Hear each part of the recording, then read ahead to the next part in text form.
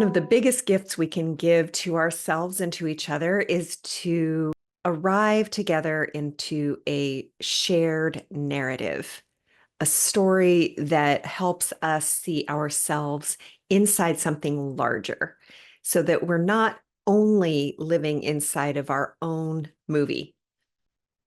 My name's Elizabeth, and we are going to be diving into the Lunar Tales for Earthlings, specifically the story for the 7th month of 2025, which begins June 25th and goes through July 23rd, with a full moon on July 10th, and that will be in Capricorn. The new moon, of course, June 25th, will be in Cancer. So this is where we find ourselves. We're inside this first moon of summer, where the themes that we have been building on throughout the year are starting to really be visible, evident, and tested. So all of the things that we've been playing with and learning and challenged by and invited toward over the last many months are now up for engagement. So we have completed the spring moons. We have arrived at the halfway point in the year, and it's a good time to pause and look back and see what have you learned, experienced, come upon, been challenged by so far. And it's also a time to begin looking forward. And I will say that the 3 months of summer that begin with this lunation are really a breakthrough time. It's a time that invites us to look very closely at the kind of two-sided coin of individual sovereignty and collective needs. And we will be looking at that throughout the summer, but we're starting with this lunation, and we're really seeing what happens when hyper individualism, I alone can do it, I don't need help, I don't need input, how that is colliding with collective safety, collective needs, collective well-being, and also collective will. So we will be kind of digging into the story of now through this Lunarpunk lens. The stories, as you may know, in the realm of Dreamfruit are weird. They're engaging in the moon mind. They're really tapping a different part of our awareness. And we do this, we're kind of trying to enter through the side door of consciousness, because so much of what we are trying to do in our world right now is we're sort of banging our frontal lobe against a puzzle that can't be solved without the whole self. And the whole self is ecological, is lunar and solar, is dream, night dream, and day action. It's all of this and more. Most importantly, when I say that the whole self is ecological, we are telling this story to remind ourselves that we're connected to a larger living story, that it's not just the human world that we are living in, that we are actually alive inside of the body of Gaia. And so these stories are really intended to activate a sense of deeper belongingness, deeper relatedness with this amazing planet that we are intended to be stewards of. So that is what we're up to. And the Lunar Tale for this month, as I mentioned, it is the 7th lunation of 2025. The theme that we're dealing with, the word for the month, is imperative. And so we're really looking at what is necessary, what is unavoidable, what do we have to confront and deal with. And we're also looking at the Sabian degree symbol for this lunar cycle. I mean, there are many key images for the month at hand, but one of the key ones is an auto wrecked by a train. So we're dealing with a train wreck. And what this really is like the auto represents this kind of hyper individualism, this idea that I can do it by myself, I can go alone, and it's not up to anybody else if I abide by the guardrails or not. And the train, which is our collective needs, the collective force of energy, the tracks that have been laid that want to go forward, regardless of what one individual might want things to be like. So, this is the kind of collision course, this clash between hyper individualism and the needs and will of the collective. So that is what we're looking at. We're also looking at what it is to ask for help versus going it alone, what this kind of myth of the modern day really has given us, which is the myth of the lone genius. I alone can help myself, save everything else, answer this call. I'm a self-made man. More often than not, the myth is for men, a self-made man story. And, what it really does is, for one, it creates an incredible epidemic of isolation and loneliness.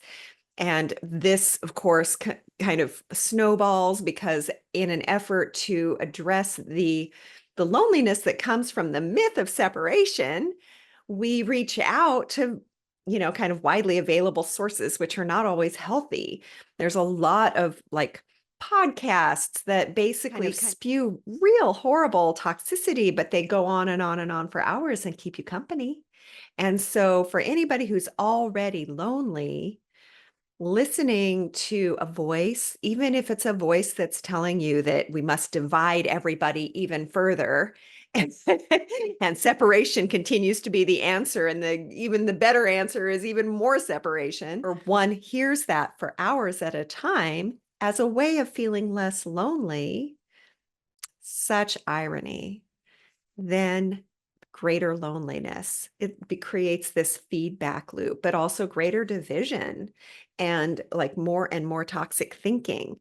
So that is one direction that this sense of hyper individualistic competence and capacity and I am an island, that's one way it can look. And then the other way that we can address this loneliness is through long conversations with of not even a real person, with artificial intelligence, the large language models of Chat GPT or whatever that'll talk to us for days and listen forever and want to hear every last thing and just reinforce all of our thinking until it just gets bigger and more complex and more hallucinatory until we really don't know what's happening. And so these are the things that certainly we are seeing happen in the world, and it's all rooted in this false narrative of separation, this false narrative of the individual against the world. And so this is the image we're dealing with the auto wrecked by a train, individual against the world, ignoring the guardrails, ignoring the fact that there's a collective vehicle kind of hurtling in your direction, but you're thinking, what? I don't know. So let's look at this story. And just a reminder that when we tell the story inside of Dreamfruit, we're really activating the moon mind. We really want to create a place where symbol and story, image can play. It's not a sense-making time when we enter the realm of story and the lunar tales. It's a time to really just let the moon mind lead and just receive the images. And you can almost imagine that you have a little cauldron in the back of your brain, like just to collect these images and these stories and let them just simmer there throughout the month and see what bubbles up for you.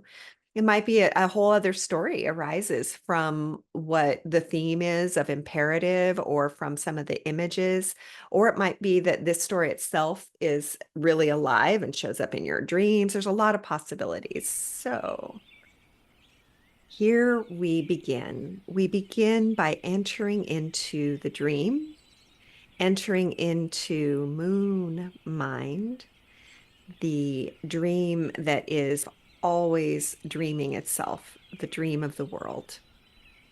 And we are entering the dream of the imperative moon. And in this dream of the imperative moon, we rush headlong in every direction. Our hands are dripping with water from the holy well.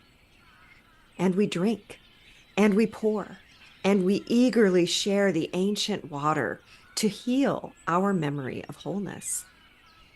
We are fervent and we are driven, and yet a cast of shadow races toward us, nearly knocking us from our separate tracks.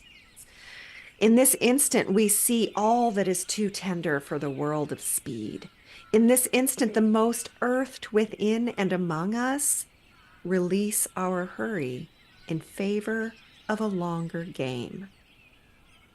And is the peril evident all around? And are the slow also the strong? Yes. The road opens by traveling together. Abandon the divided life.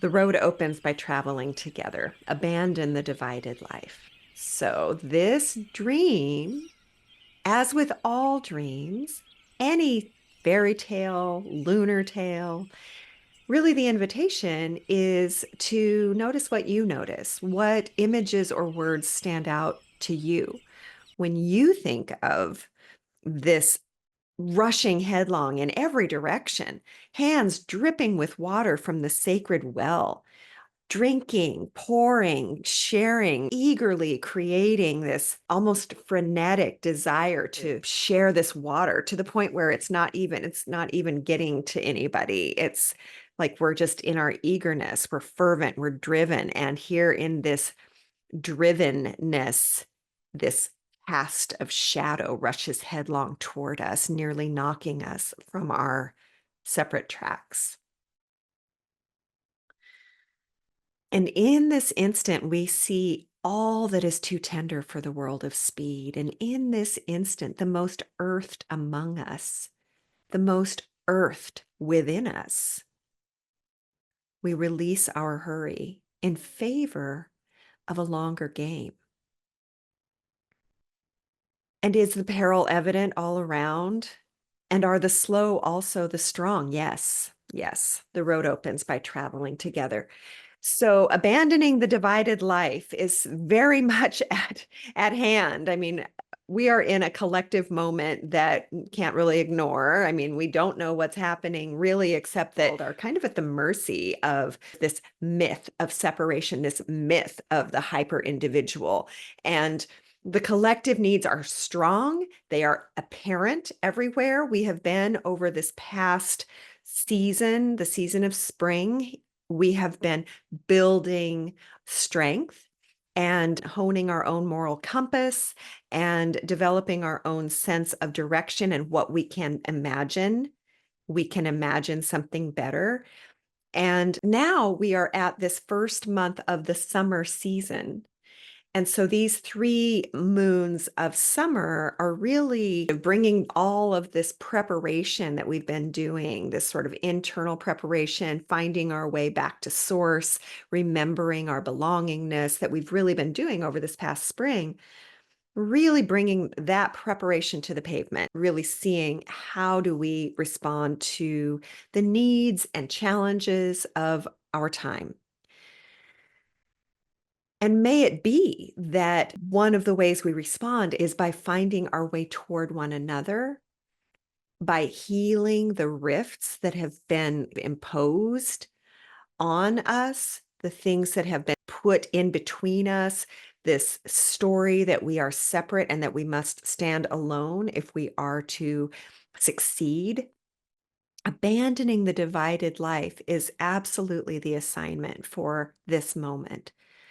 Any story, any information, any comment or opinion or that comes at us right now that seeks to divide us further is not useful.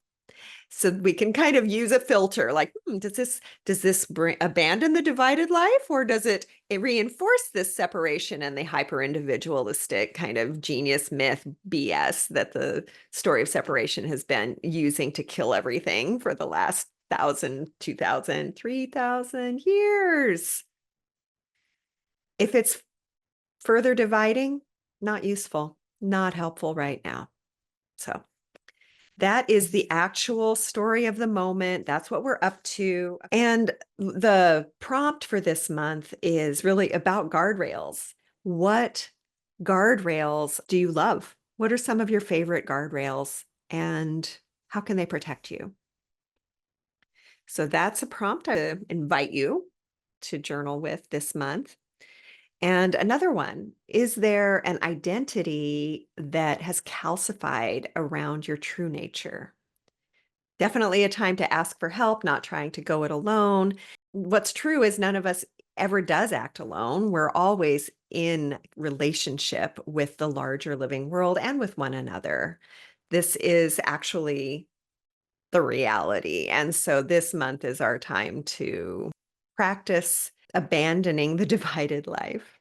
In the meantime, just another reminder that we are dealing in story for a very specific reason. The reason we're telling the story, I'm not telling you all of the individual astrological things that are going on. I'm not pointing at all of the horrors that are unfolding on the world stage. I'm not kind of breaking all of those down. Instead, we're dealing in story because this is the language of soul. This is the language that earth and sky are already always speaking.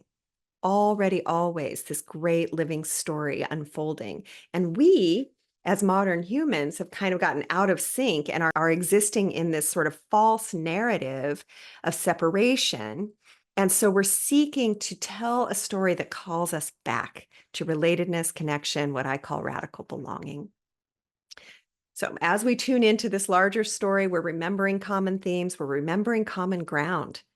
And we're finding that there is a coherent story underneath the chaos, underneath this fragmented, false narrative of separation. And just a reminder that these stories that we're telling inside of the world of Dreamfruit are held inside of this larger frame story, the Dreamfruit frame story, which it's not new. It's just that we want to keep reminding ourselves the world, the living world, has been imperiled, and our creative nature is rising up. And inside this story, we are all earthlings in training on a mission to remember ourselves as part of a larger body, part of a larger story, to remember ourselves in radical belonging, deep connection. And so this is why we tell the story of Dreamfruit. This is why we tell the Lunar Tales moon by moon. We're practicing returning again and again to our earthling nature. Our earthling nature, our radical belonging is fed by attuning to natural cycles of time, which is why we follow the moon. Our radical belonging is also fed by a sense of magical allies to remember that we're not acting alone, that in fact, beyond even the human realm, there are all manner of seen and unseen beings seeking to support our journey toward wholeness and our journey back to belonging, back to the web of life.